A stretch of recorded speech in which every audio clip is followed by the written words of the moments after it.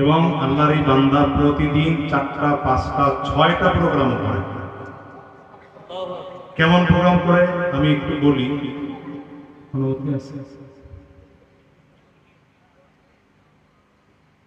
আমি এক প্রোগ্রামে বাদ জোহর বয়ান করছি, আমি নামছি, হুজুর গিয়ে উঠছি, রাস্তা দিয়ে যাইতেছি আরেক জায়গায় বাদ মাগরিব আমি বয়ান করি, নাম দেখতেছি, তো চিন্তা করলাম ওখানে হুজুর বয়ান করে, এখানে নাম দেখে গিয়ে দেখি ওখানে লেখা বাদ আসর, তার মানে বুঝছি এখানে এসে আসর আছে।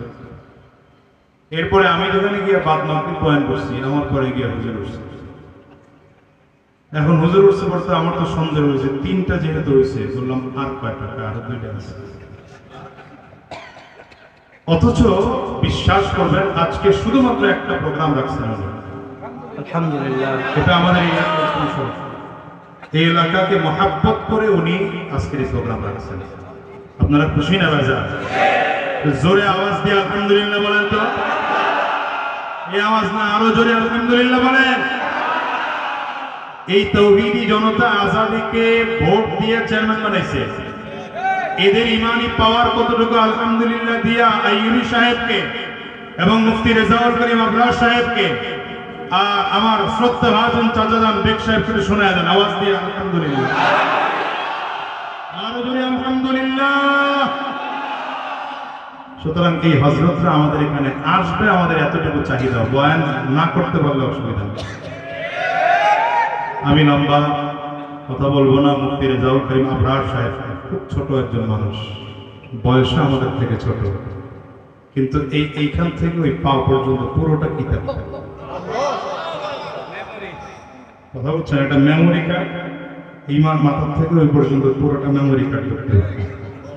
এই মানুষটা এতটুকু না, বুলেটের গুলিটা কি বলে, পিস্তলের গুলিটা যেমন ছোট্ট কিন্তু প্রচন্ড পাওয়ারফুল, এই মানুষটা খুব ছোট্ট কিন্তু প্রচন্ড পাওয়ারফুল।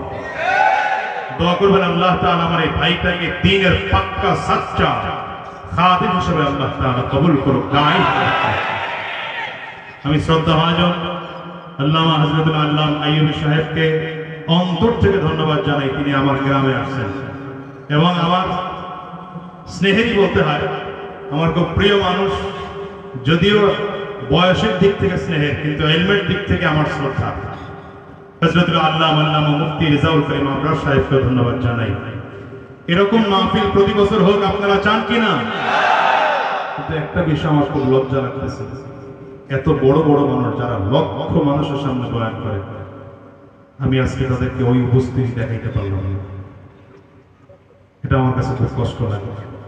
এখানে যারা চেয়ারের পিছনে আছে সব পিছনে ঢোকে, তাই ওখানে একজনও দাঁড়াবো না, যুবক কেউ দাঁড়াবো না, ঢোকো,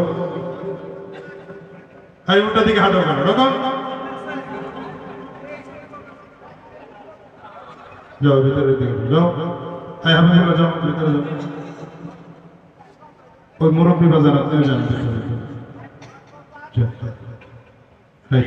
এইখানে যারা ভিড় জমাইছে নোট ঢোকো, নোটে যাও না মাশাআল্লাহ। এই এখন পরিবেশ মোটামুটি একটা ভালো হয়েছে আলহামদুলিল্লাহ।